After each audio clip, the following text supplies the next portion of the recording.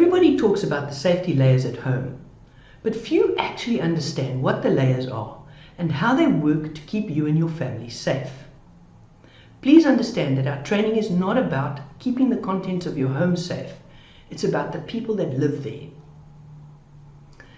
Hi, my name is Kelly Arrowsmith, and on behalf of People's Post and City Vision, I'd like to teach you about the 4 layers of safety and how to use them to make your home safer. But first I want to talk to you about the role players. There are 4 segments of people who contribute to your safety, and it's important to understand each one's role.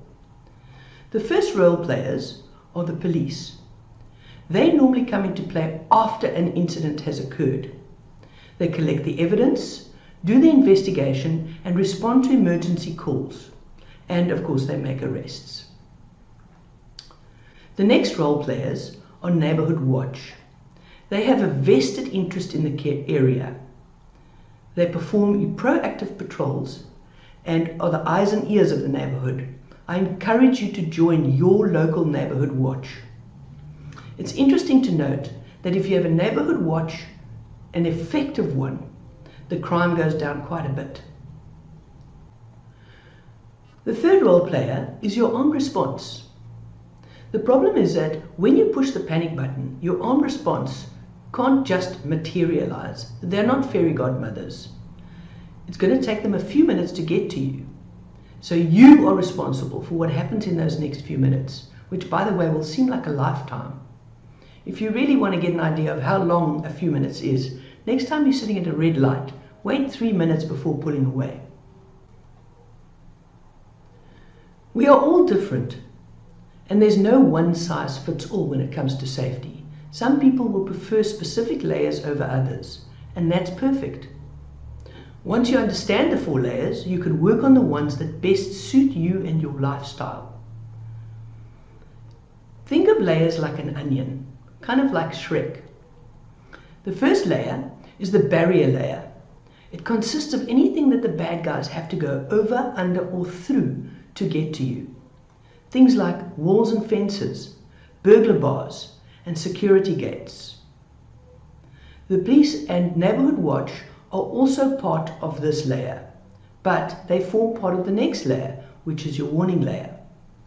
The warning layer should provide you with time to implement your action plan. Within the warning layer, we can look at beams. There are all kinds of beams, some that you would place closer to your outside perimeter and some that you would attach to your home. Do your homework and figure out which ones are best for you. The security light with sensor is also a really good warning system, as are dogs. Remember to include your neighbors in your safety plan. Get together with them regularly and discuss how you can make your neighborhood safer together. Security cameras is a good idea. Make sure you set them up to give you an audible warning and not just use them for evidence afterwards. Many security cameras you can hook up to your phone and get the messages that way and then check what's happening. The third layer is the alarm layer, which lets you know that your barrier and warning layers have been breached. Many people's alarm layers sound the same as their beams. Ask your security provider to change the sound of your beams. This way you'll know if the intruders are inside or outside. Your alarm is made up of the actual alarm panel, your sensors, and your panic button.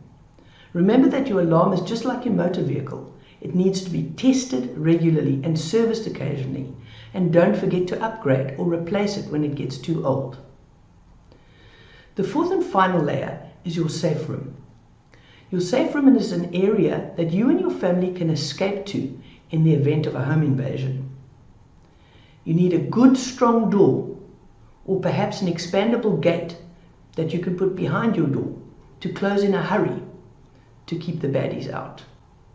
It's also a good idea to have a second means of escape in the event of a fire. The next video, we will explore the safe room a little deeper. I'll give you some ideas on choosing your safe room and some items that you can consider putting into it.